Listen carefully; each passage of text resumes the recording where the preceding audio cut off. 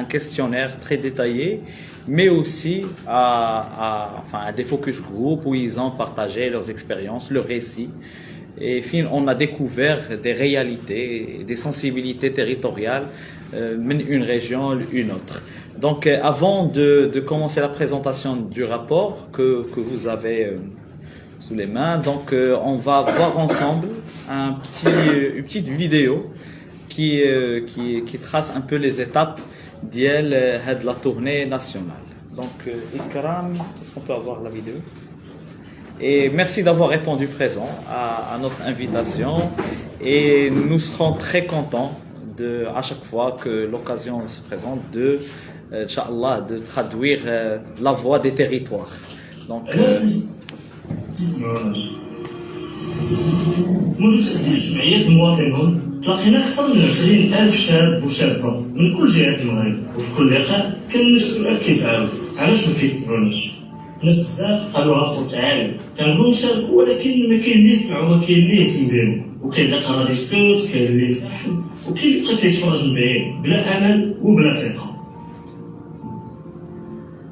اي حاجه عندها السياسه راه العمل الجمعوي عندنا قد كان انا وخا الشباب يتكلموا الشأن السياسي باش جوستومون على الشباب يبدلوا غادي نهضروا على لائحه ديال مشاكلنا وما كيبدلوناش والعراقيل الى اخره.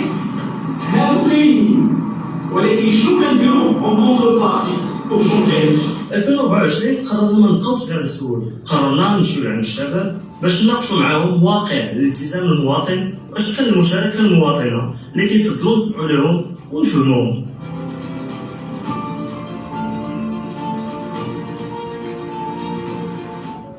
مشينا ل 49 محطه في 34 مدينه ودوار، من وجده لزاكوره، من طنجه للداخله، في المقاهي، في دور الشباب، في الساحات، كل بلاصه تحولات لفضاء حر. فين الصوت ديال الشباب هو اللي كيتسمع. واحد قال: انا ماشي ضد المشاركه ولكن عمر شي مسؤول سولني شنو بغيت. وحده قالت: كنخدم في الحومه ديالي ولكن ما عمر شي حد شاف فيا مواطنه مشاركه. قالوا بلي هنا مع الرجل السياسي تمثل، انا مع السياسه واحد. لا سنسيبيليزاسيون باغ تيليفزيون ماشي تيليفون. هذه ديسبيريونس هذه الا ما كنتيش الا ما دخلتيش في شي حاجه وليتي كتجيك في الحلم راه ماشي اكسبيريونس هذه، يعني شي واحد فريمون تعلم واحد لامباكت كبير. من تطوان حتى البعفاء، من الحسيمه حتى لتيزنيت، من الشعوب، مسافه كبيره بين الشباب والمؤسسات، اللغه معقده، فرص قليله، والاعتراف شبه منعدم، ولكن كاين حلم مشترك، نبغيو نشاركوا ولكن بطريقه جديده فيها الكرامه والجديه. الاشياء اللي كينبغي التحسين ديالها اللي في علاقتها بالسياسات العموميه واللي علاقتها بالدوله، من تعليم، من سياسات عامه، من توجهات كبرى اللي من شأنها انها تطور وتعزز المشاركه الفعاله والمواطنه للشباب.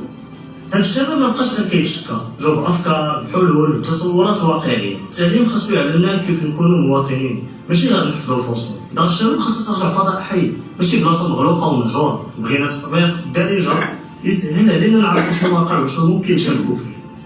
خصنا نعرفوا فين مشات اقتراحاتنا، حتى الشباب اللي ماشي في جمعيه خاصو يلقى دعم باش يطلق مشروع او فكره.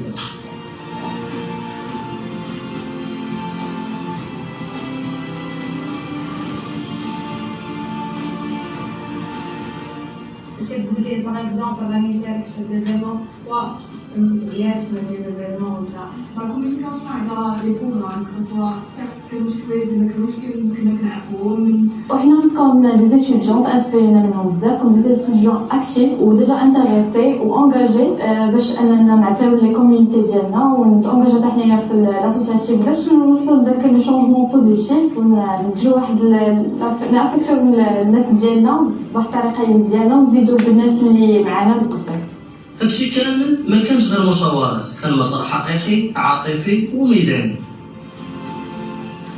ونطرحوا حلول، ما نبقاوش ناقشوا غير المشاكل وغير الانتقادات، ان كانوا حلول اللي هي مهمه ومشينا برؤيه اخرى اللي غتخلينا نزيدوا بهذا البلاد للقدام، خصوصا فيما يخص المشاركه المواطنه. كل كلمه كل دمعه كتبناها، خرجنا بتقرير كيحمل صوت الشباب بلا فلتر وبدون تجميل. التقرير كيجاوب على سؤال كبير: كيفاش الشباب المغربي كيشوف المشاركه المواطنه؟ هذا ماشي تقرير باش نزينو اوفر، هو بدايه نقاش وبدايه تغيير. باش الشباب ما يبقاش متفرج يبدا يكون فاعل باش المؤسسات ما تبقاش بعيده تقرب وتفهم وتتابع باش نبنيو مغرب فيه كل واحد عنده صوت وصوته كيتسمع.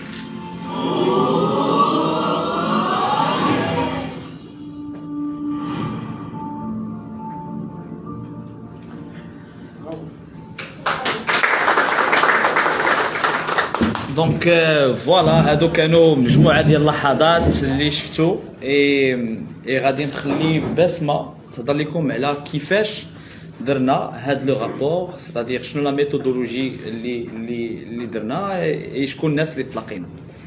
Bonjour, je suis Basma Guidani, ambassadrice mentor pour le mouvement Les Citoyens pour la région Casa-Stat. Je suis professeure et bénévole du coup chez Les Citoyens. En ce qui concerne la méthodologie qu'on a adoptée pour notre rapport, on a utilisé une méthodologie de recherche, c'est-à-dire qu'on s'est basé sur les techniques de recherche empirique. D'un côté, on a eu le qualitatif et de l'autre le quantitatif. À travers les différentes rencontres qu'on a eues avec les jeunes, à la fin, on leur a systématiquement soumis un questionnaire. Vous allez trouver les spécificités du questionnaire dans chacun des paragraphes pour qu'ils puissent répondre et nous avons réussi à réunir plus de 1000 réponses, c'est-à-dire qu'on est dans de la légitimité territoriale, si on veut, d'un point de vue scientifique. Après, on a pris tous ces résultats et on les a traduits pour répondre à certaines questions. Comment est-ce qu'ils voient la participation citoyenne? Est-ce qu'ils ont confiance en les institutions? Est-ce qu'ils sont réellement actifs? Parce que quand on parle d'être actif, il y a ce qu'on appelle l'activité institutionnalisée, c'est-à-dire celle qui est reconnue par l'État, signer des pétitions, remplir des motions, alors que chez nous, près de la moitié sont effectivement actifs dans le cadre associatif, mais ils ne sont pas reconnus. Je pense que je vais laisser NS prendre le relais. Tout à fait. Et donc كيما كتشوفوا كنا تلاقينا الفئه الكبيره اللي تلاقينا هما الشباب اي سورتو من لاج ديال ما بين 19 الى 24 عام. كانت فيهم نسبه كبيره خاص متساويين entre hommes et femmes. Et اهم حاجه كانت هي ان on l'a pas noté ici mais plus de 46% des localités qu'on a visitées كانوا des localités rurales ou semi-urbaines. Et enfin l'échantillon اللي خدمنا معاه ils étaient enfin une grande majorité c'était des étudiants mais on avait aussi des entrepreneurs, des salariés, des fonctionnaires, des NIT et d'autres qui exercent des secteurs différents. Ikram s'il te plaît. Et donc l'enquête بينت لينا واحد حاجه مهمه هي ان les jeunes contrairement à ce qu'on pense ils ne sont pas politiquement déconnectés. Ils sont très avisés, ils sont socialement actifs, mais ils ont certaines contraintes. C'est-à-dire, on voit toujours qu'il y a واحد المشكل ديال الثقة parce que plus de 70% des répondants, ils ont dit qu'ils ne font pas vraiment confiance aux institutions et aux élus. D'ailleurs, c'est pour ça, les citoyens, on a commencé une série de cafés citoyens institutions. On essaie de créer un terrain d'entente et un échange entre les jeunes et les institutions. À chaque fois, on invite un représentant d'une institution pour venir, premièrement, exposer sa vision, mais aussi, surtout, répondre aux questions et recommandations des jeunes. 42%, هنا كنهضروا على la participation citoyenne institutionnelle, c'est-à-dire telle décrite la Constitution, etc. Par exemple, les pétitions, les motions de loi, etc. Bzaf minhom, ils n'ont jamais participé à ce type de mécanisme, si on peut dire, de démocratie participative. Tout simplement parce qu'ils trouvent qu'il y a beaucoup de bureaucratie et surtout il y a beaucoup de formalités. Par exemple, quand on veut faire une pétition, on demande à ce qu'on soit inscrit dans les listes électorales, mais pour être inscrit dans les listes électorales, il faut attendre une période de l'année. Parfois, la période de l'année, il y a des contraintes techniques, donc on finit par ne pas être inscrit dans les listes électorales, et donc notre voix finit par ne pas être considérée. Et donc, c'est le sentiment. Les jeunes, ils participent à la société civile. D'ailleurs, 72%, ils déclarent avoir contribué d'une manière ou d'une autre à une activité citoyenne dans leur communauté. Donc ça, c'est par rapport, par exemple, le sentiment. Parce qu'il y avait un ressenti. On a essayé vraiment de le mesurer, que ce soit les discussions conviviales, les cafés citoyens. Et d'ailleurs, je vais juste rappeler je pense que j'ai oublié de le faire. Les Citoyens, c'est une association qui a été fondée par un bon nombre d'acteurs de la société civile, d'acteurs culturels, mais aussi économiques, qui rêvaient du mieux vivre ensemble. Et donc, on ne peut pas imaginer un mieux vivre ensemble sans dialogue, sans débat, sans échange. Et chemin faisant, notre café citoyen, à l'époque, on le pensait comme une petite activité. Après, il est devenu un vrai mécanisme de démocratie participative, autonome, qui s'organise, qu'on l'organise en tant qu'équipe, mais aussi un réseau d'ambassadeurs. Les noms ils sont présents aujourd'hui. On a plus de 200 ambassadeurs qui adhèrent à l'ADN des citoyens, à ses missions, à ses valeurs, et surtout, ils sont des leaders communautaires, c'est-à-dire ils créent des changements, et c'est juste, ils avaient besoin d'un espace, par exemple, etc., ils peuvent vraiment, être pris en considération, que ce soit l'élaboration des politiques publiques, comment ils pensent, le Maroc de demain, l'évaluation des politiques publiques, et surtout, il connaît un Maroc pluriel qui répond aux inspirations des uns et des autres. Et donc, c'est le cadre les activités. Et donc, le café citoyen, c'est un café citoyen lié à l'engagement citoyen, mais depuis la création des citoyens, nous sommes à plus de 1000 éditions des cafés citoyens qu'on a organisés au Maroc, mais aussi à l'étranger. Donc, je reviens rapidement le rapport. Il y a une citoyenneté à deux vitesses. Une citoyenneté à deux vitesses, qui dit citoyenneté à deux vitesses, dit développement à deux vitesses, dit engagement à deux vitesses. Et je pense que Naya, on parle à la fois les fractures géographiques et territoriales, parce que on voit que les jeunes, par exemple, à Azilel, ou à Figui, ou à Tifelt, etc., ils se voient moins impliqués dans la vie publique, alors que d'autres, par exemple à Rabat ou Casa, où il y a un bon nombre d'opportunités, ils sont impliqués. Et ça aussi, on l'a pu le mesurer à travers les réponses. Il y a aussi le même territoire, parfois, la même ville, il y a un décalage d'engagement entre les petits quartiers, les quartiers populaires et les quartiers. Et d'ailleurs, ce qu'on a retrouvé, ce qui était intéressant, c'est que les quartiers populaires, il y a plus d'engagement. Donc, il y a plus d'activités communautaires, citoyennes, etc. Contrairement à des quartiers qui sont, donc, le lien social commence à perdre son sens. Et aussi, il y a un fossé par rapport au fondement démocratique. هنا شنو كنقصدوا به ان ملي كيكون لو بروبليم ملي كيكون واحد le décalage, واحد الفوسé de confiance entre les institutions, les élus et les jeunes, كيحسوا براسهم هاد les jeunes mal واخا يديروا les efforts ديالهم, ils ne sont pas impliqués. Et du coup, ça crée un effet ديال ان certes, il y a des mécanismes démocratiques, mais il n'y a pas vraiment une vraie démocratie participative. Si on peut passer à la slide. Donc, là, je fais que 36% ils voient que la contribution d'Yelhom n'est pas utile. Et surtout, encore une fois, à la participation citoyenne, le cadre légal d'ILA, géré et mené par l'État. Encore une fois, telles les pétitions, les motions de loi, les conseils consultatifs. Par exemple, pour les conseils consultatifs, on a posé une question. Est-ce que vous avez jamais été invité à participer une session du conseil consultatif? Les jeunes, ils ne connaissent même pas, une bonne partie des jeunes ne connaissent même pas l'existence de conseil consultatif. Encore une fois, parce que qui connaissent les conseils consultatifs, ils représentent généralement des chébiba, des jeunesses des partis politiques, et donc il y a bonne partie des jeunes qui sont engagés dans la société civile, qui ne sont pas invités à ce type de structure démocratique. Si on peut passer avec la slide prochaine.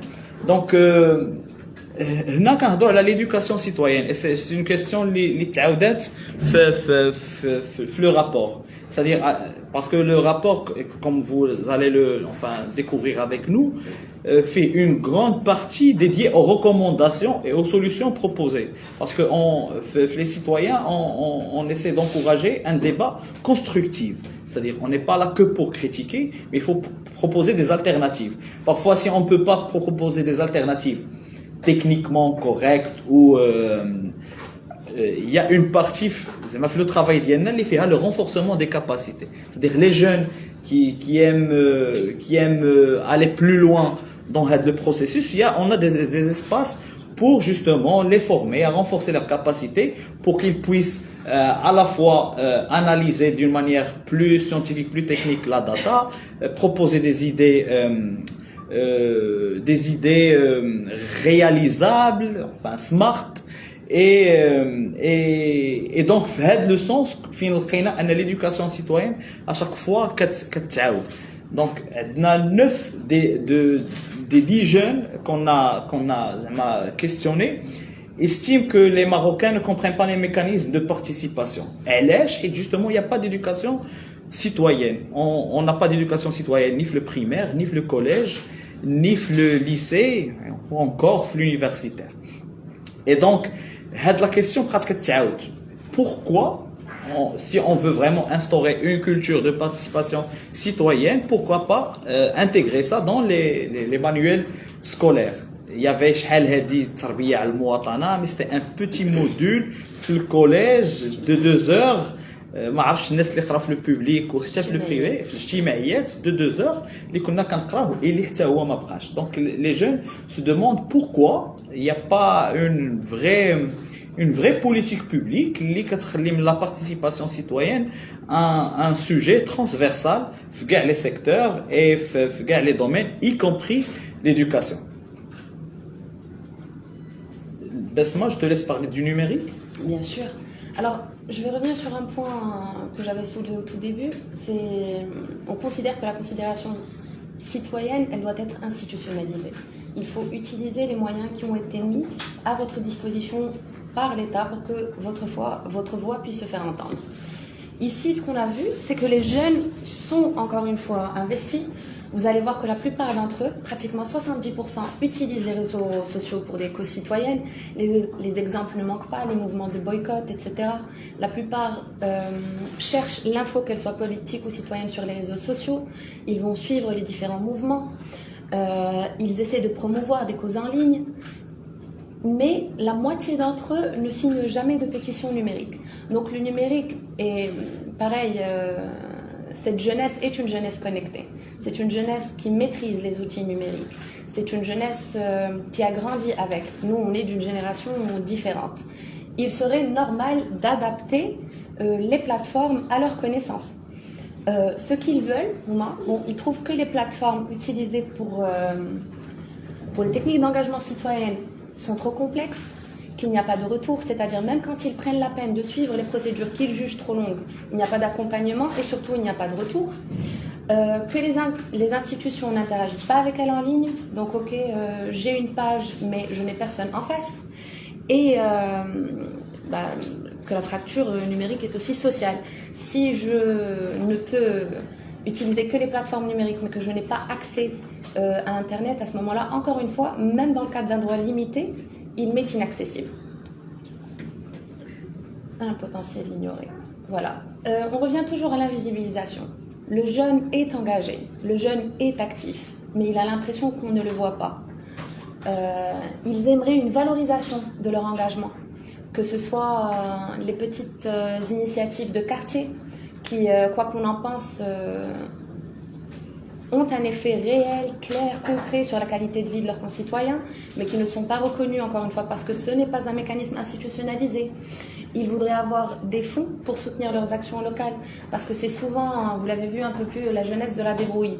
Ils sont là, ils font avec les moyens du bord. C'est le café du quartier qui va leur donner le local pour qu'ils puissent se réunir. C'est eux qui vont mettre en commun leur argent de poche, alors que, encore une fois, ils demandent l'aide d'une institution pour avoir encore plus d'impact. Et ils sont créatifs. Comme on vous le dit depuis le début, la particularité de ce rapport et la particularité du café citoyen, c'est qu'il est dans une vision d'intégration territoriale. On est tous marocains, qu'importe la région dans laquelle on se trouve. Et partout, qu'importe la région dans laquelle on est allé, le Marocain fait, que ce soit Tizi Ouzou avec des dynamiques de changement absolument incroyables quand on va dans le house, Glimim avec des représentants, qu'importe où on va, le Marocain essaie de donner.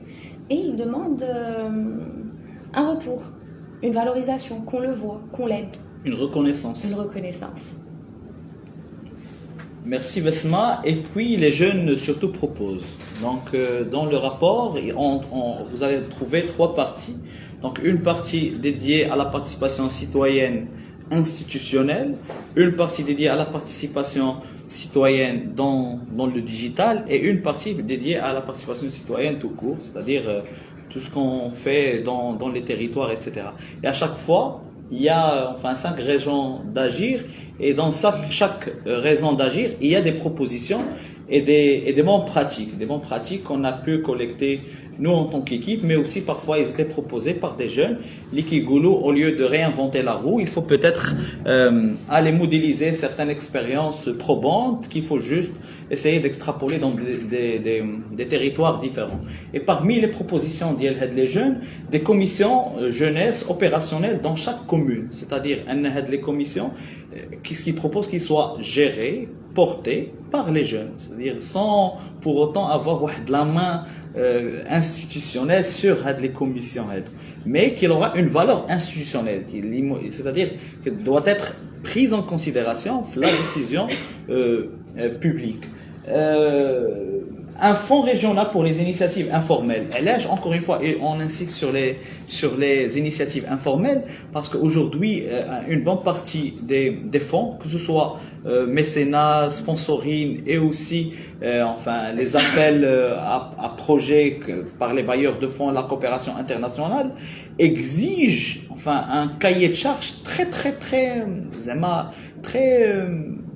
comment le dire, très formalisé, avec des critères d'éligibilité qui sont parfois très contraignants.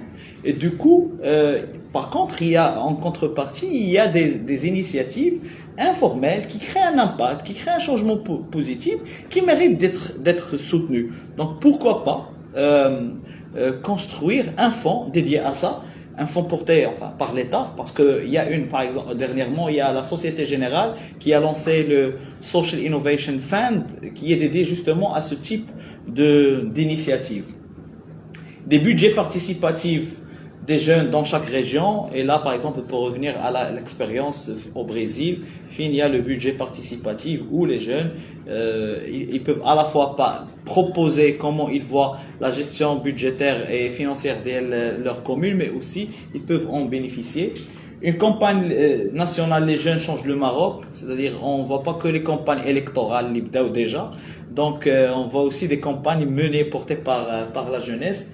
Des maisons des jeunes transformées en hub civiques, c'est-à-dire aujourd'hui l'offre des maisons des jeunes, malheureusement, malgré les efforts et ça on peut aussi le témoigner, c'est-à-dire au niveau central du ministère, il y a des efforts qui se font, mais il y a un problème de décentralisation et surtout de territorialisation de ces politiques publiques, parce que justement il faut une mise à niveau, que ce soit des ressources humaines ou aussi des locaux. Le rapport, donc pour conclure, c'est vraiment un appel au changement, c'est-à-dire aujourd'hui nous avons plusieurs manifestations qui arrivent, nous avons la CAN, la Coupe du Monde, de gros chantiers qui méritent qui nécessitent surtout beaucoup de bénévolat, de volontariat et surtout un civisme sensible à à la différence, à la diversité, à l'engagement, à la responsabilité.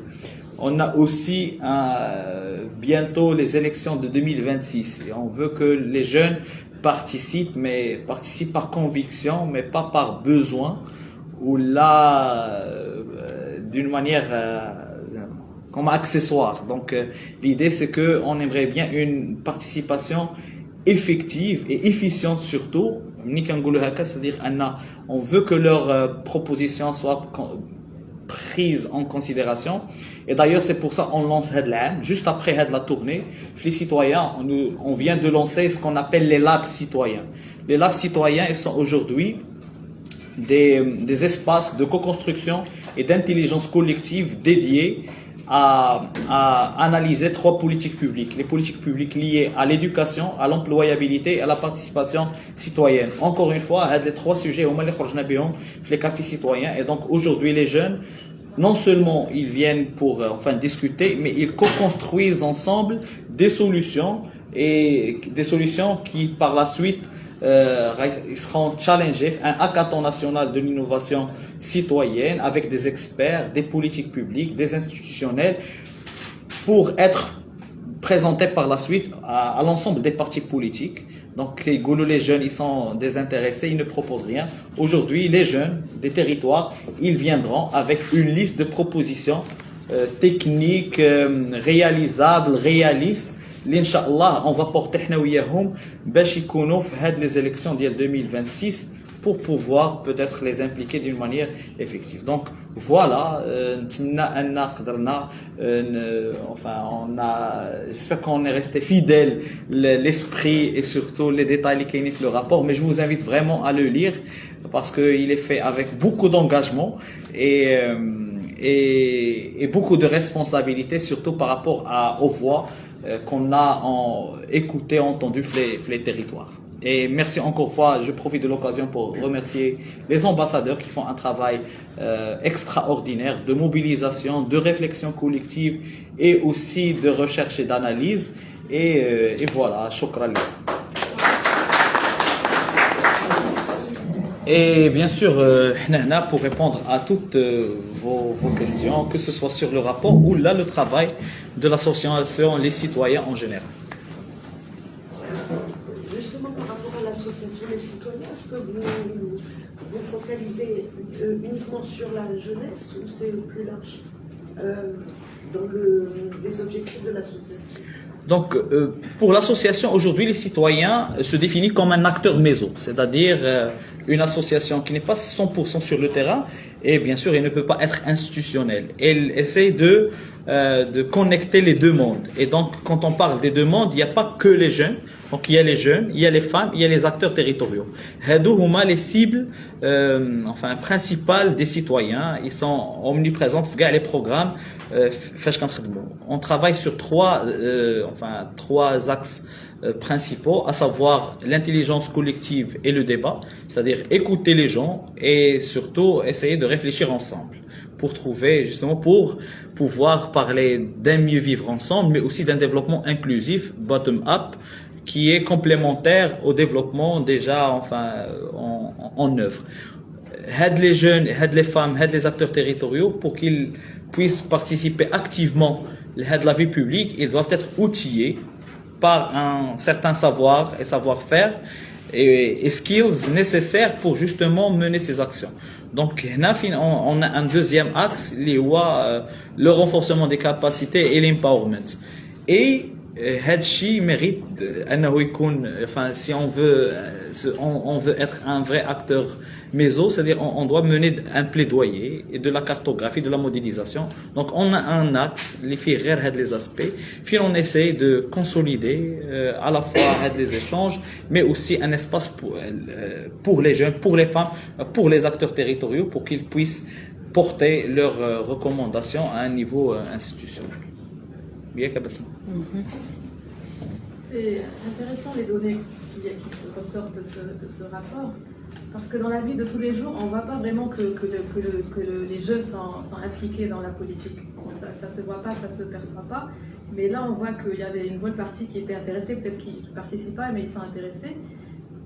Comment les faire participer vu que les élections arrivent et il y avait un taux de participation très bas durant les dernières élections, surtout des jeunes, comment faire pour les adhérer plus à la participation concrète politiquement et citoyennement aussi? Moi Alors, j'aime beaucoup le fait que vous ayez parlé de chiffres parce que c'est une réflexion que je voulais faire depuis tout à l'heure. On sait que les chiffres avec lesquels on est ressorti sont accrocheurs. Mais comme ce n'est pas la première fois qu'on répond à la presse, on a fait ça la semaine dernière, comme vous le savez, lors de notre conférence de présentation. La plupart se focalisaient sur 70% ne font pas confiance. Ce rapport n'est pas là pour créer une polémique quelconque, n'est pas là pour dire que la jeunesse n'a pas confiance en un acteur quelconque. Ce n'était pas le but. On essaye toujours d'avoir une approche chez les citoyens qui est... si on n'est pas là pour pointer les erreurs, on n'est pas là pour pointer les manquements. Au contraire, on essaie toujours de parler de ce qu'on peut mieux faire. C'est pour ça qu'on a cette approche de les best practices à l'étranger, par exemple, et ensuite voir comment est-ce qu'on peut les appliquer chez nous. Le plus important, et ce qu'il faut garder en tête, selon nous, de ce rapport, ce sont les recommandations.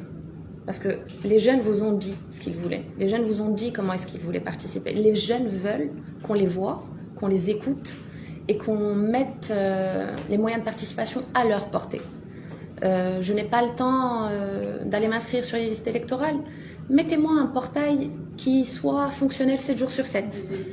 Il ne l'est pas. Si, durant les élections, il est facile à manipuler. Moi, je me suis inscrite. C'est juste que, comme vous dites, il n'est pas fonctionné toute l'année. Voilà. Seulement durant la période des élections. Et pourquoi pas une inscription automatique? C'est-à-dire, avec ma carte CIN, je peux voter. Donc, et d'ailleurs, ça a ressorti dans plusieurs recommandations. C'est-à-dire, les jeunes, ils disent, mais pourquoi toute une formalité? On peut limiter un peu les... Et c'est probablement une impression. Nous, on ne pense pas que qui que ce soit veuille limiter leur participation. Mais c'est une jeunesse qui a beaucoup d'attentes. C'est une jeunesse qui est impatiente. Ce n'est pas la même génération. C'est une jeunesse qui a grandi avec les réels et la dopamine, etc. Il faut que ça aille vite. Il faut qu'il y ait de la réaction, pas que de l'action. Il faut que ce soit là. Donc, si vous voulez savoir comment est-ce qu'on peut les faire participer plus, on vous invite à lire le rapport. Vous aurez tout. Et surtout participer avec nous à un des labs citoyens, parce que c'est une manière parmi d'autres. C'est la réponse, par exemple, des citoyens pour renforcer la participation. Vous avez prévu des choses pour les élections, des événements peut-être pour aller dans les... C'est le fameux programme des labs citoyens. C'est une tournée nationale, c'est-à-dire on a organisé le premier lab ici à Casa. Le prochain est prévu ce vendredi, enfin demain, à Rabat. Et on aura encore 10 autres dans les 12 régions. Les jeunes, ils vont justement commencer à réfléchir à les politiques publiques, ce qui ne marche pas, mais surtout ce qu'ils proposent. Et les mêmes jeunes, ils seront réunis tous ensemble dans un programme national, un hackathon. Ils vont essayer de vraiment proposer leur programme électoral, comment ils voient le Maroc faire les 5 prochaines années. Et je pense que c'est déjà une manière pour les encourager à participer. Ça peut ouvrir leur appétit, comme ça peut... donc c'est vrai, c'est souvent ça. C'est-à-dire on essaie de préparer le terrain, oui. Mais est-ce qu'il y a des connexions avec les partis politiques? Parce que pour parler concrètement, les élections, c'est dans un an. Est-ce qu'ils sont connectés avec ce monde-là, auquel ils ne font absolument plus confiance? Il n'y a pas que les jeunes d'ailleurs.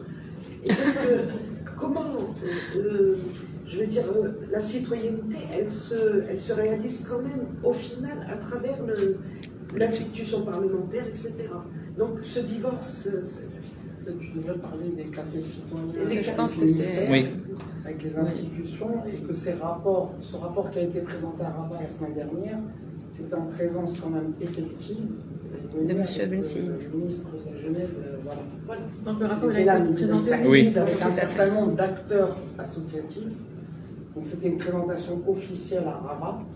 Et en fait, tous les rapports que nous faisons, toute la data, on la remet aux politiques. C'est ça un plaidoyer. Encore faut-il qu'ils s'en servent. C'est ça le problème. Mais l'idée de la création d'un canal entre les deux... Mais qu'ils aillent eux aussi à la rencontre des jeunes de ces associations. Ils le font. Donc, ils le font, par exemple, l'année dernière, on a organisé les dialogues citoyens, c'est-à-dire avec l'ensemble des ministres du gouvernement, où justement les jeunes, ils ont parlé en toute sincérité, à la fois par rapport aux défis, mais surtout ils ont proposé des alternatives. C'est-à-dire on remet à la fin de chaque café citoyen une liste de recommandations, et là comment par exemple gérer un secteur déterminé, du tourisme jusqu'à l'état social, la santé, etc. Et on va faire la même chose, mais cette fois-ci avec les représentants de partis politiques. Parce qu'aujourd'hui, ils vont élaborer leurs programmes électoraux, et donc on sera là pour marquer le coup et dire que, ok, même si peut-être vous ne vous intéressez pas aux jeunes, les intéressés, ils s'intéressent quand même à votre travail, parce qu'on ne peut pas s'en passer. Et donc, on a leurs propositions. Nous espérons vraiment que vous allez les prendre en considération. Donc, c'est un travail de cabinet de conseil, comme leader ou les jeunes en pro bono, mais justement avec beaucoup d'engagement citoyen et de responsabilité. Vous avez été dans des zones rurales et citoyennes. Comment vous avez perçu les jeunes? Est-ce que les uns sont plus engagés que les autres? Est-ce qu'ils sont plus motivés que les autres? Est-ce qu'ils ont d'autres attentes que ceux des villes? Ou là, la jeunesse est la même partout? Bill, si tu le permets. Ouais, donc, j'ai fait la tournée. Donc, j'étais dans presque tous les cafés citoyens. Et je peux vous dire que le plus on s'éloigne du centre, le plus il y a beaucoup plus de motivation pour participer. Par exemple, à Lyon, on a un café, la moyenne de participation dans un café citoyen, c'est 25-30 personnes par café citoyen. À Lyon, le minimum, c'est 60 personnes. C'est-à-dire, rien que la présence est un constat en soi. C'est-à-dire, tu as, ils ont besoin de participer, ils ont soif de s'exprimer. La même chose à Figuig, à Bouarfa. Donc le plus on est dans les territoires, le plus on a les jeunes qui sont très motivés pour participer. Motivés pas souvent juste par curiosité, mais par nécessité aussi. Parce que ils sont exclus. Donc c'est une manière, et d'ailleurs ils nous posent la question, est-ce que nos recommandations seront transmises d'une manière, est-ce que vous allez rester fidèles à nos recommandations? Est-ce qu'on aura l'occasion de rencontrer ces institutionnels? Et d'ailleurs, les dialogues citoyens, on a organisé les cafés citoyens dans les régions. C'est-à-dire, les ministres se déplaçaient avec nous dans les territoires, à Tizinouchig, à Dakhla, à Oujda, à Khribga, pour rencontrer, à Fès, pour rencontrer ces jeunes. Et donc, tout ça pour dire que je pense que c'est clair que dans les grandes villes, il y a plus d'espace, plus d'opportunités, plus d'accès à l'information que dans les territoires. Et donc, c'est normal que dans les territoires, on trouve les jeunes plus motivés à participer, peut-être un peu plus frustrés que les autres, mais ils participent quand même. Pour la deuxième partie, parce que ça nous permet aussi de teaser notre prochain projet, si on prend l'image générale, c'est-à-dire si on s'éloigne, ils sont tous d'accord. Ce qui ressort, c'est toujours l'éducation, l'employabilité, l'engagement citoyen. Et c'est pour ça que nous avons décidé de travailler sur ces thématiques qui nous ont donné lors de notre tournée de Café Citoyen Rêve. On leur a demandé de parler de leurs rêves, pas de rêves irréalisables, non, de ce dont ils rêvaient pour leur vie, pour leur pays, qu'ils voyaient possible et réalisable d'ici pas très longtemps. Comme je disais, ce sont les trois axes qui sont ressortis et ce sont ceux sur lesquels on a choisi de se focaliser pour nos propositions de politique publique, etc. Inch'Allah. Si vous avez d'autres questions ou là aussi peut-être des recommandations à nous faire, on est preneur. Je vous attendais. Sinon, donc, merci beaucoup. Merci encore une fois pour votre présence et nous sommes à votre disposition pour tout complément d'information. Et on vous invite aussi à participer avec nous dans nos prochains cafés citoyens ou labs citoyens. Comme ça, vous allez voir de l'intérieur. Et bien sûr, suivez-nous sur les réseaux sociaux, que ce soit sur Instagram ou sur LinkedIn ou Facebook. On est très présents et merci encore une fois. work life.